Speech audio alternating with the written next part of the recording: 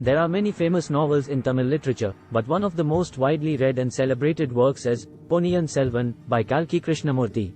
Published in the 1950s, Ponniyin Selvan is a historical novel set in 10th century South India during the reign of the Chola dynasty.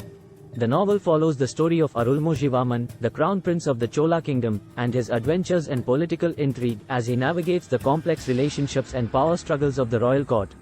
Ponniyin Selvan is known for its vivid portrayal of historical events and characters, as well as its nuanced exploration of themes such as loyalty, betrayal, and love. It is also celebrated for its rich and poetic language, which has made it a beloved classic in Tamil literature. Over the years, Ponniyin Selvan has been translated into multiple languages and adapted into various forms of media, including plays, movies, and TV series. It continues to be widely read and admired by Tamil readers around the world. Let us read through the novel. The novel begins with the introduction of the protagonist, Vandiyatheevan, who is traveling through a forest on his way to Sri Lanka. Along the way, he encounters a group of bandits who attempt to rob him, but he manages to fight them off and escape. Vandiyatheevan continues on his journey and meets a mysterious young woman named Kundavi. She is the sister of the crown prince of the Chola kingdom, Arulmozhivarman, who is also known as Ponniyin Selvan. Kundavi is on a mission to find her brother and bring him back to the Chola kingdom. She gives Vandiyatheevan a letter to deliver to her brother. Vandiyatheevan arrives in a village where he meets a group of soldiers who are also traveling to Sri Lanka to meet with Ponniyin Selvan. They offer to take Vandiyatheevan with them on their ship. Vandiyatheevan and the soldiers set sail for Sri Lanka. During the journey, Vandiyatheevan befriends a young boy named Aditya Karikalan, who is the son of the Chola king. Aditya Karikalan tells Vandiyatheevan about his father's plans to conquer Sri Lanka and make it a part of the Chola kingdom. Vandiyatheevan arrives in Sri Lanka and meets with Ponniyin Selvan. They become fast friends and discuss the political situation in Sri Lanka. Ponniyin Selvan is on a diplomatic mission to Sri Lanka, and Vandiyatheevan is there to deliver Kundavi's letter to him.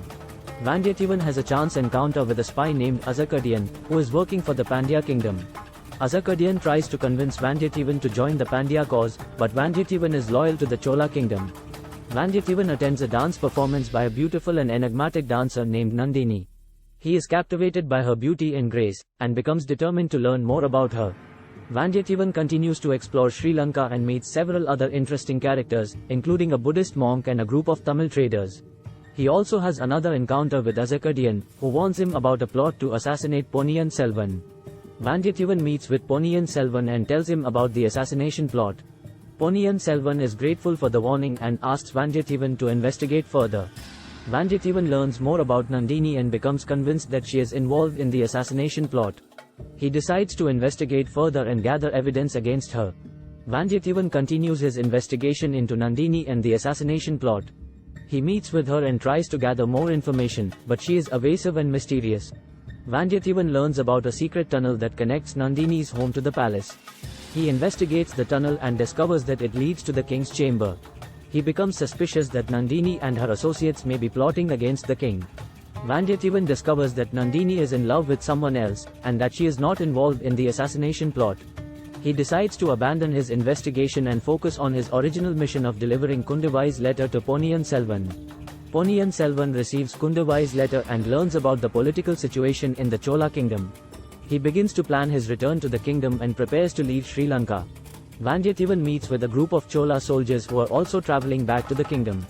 He joins them and sets out on the journey home.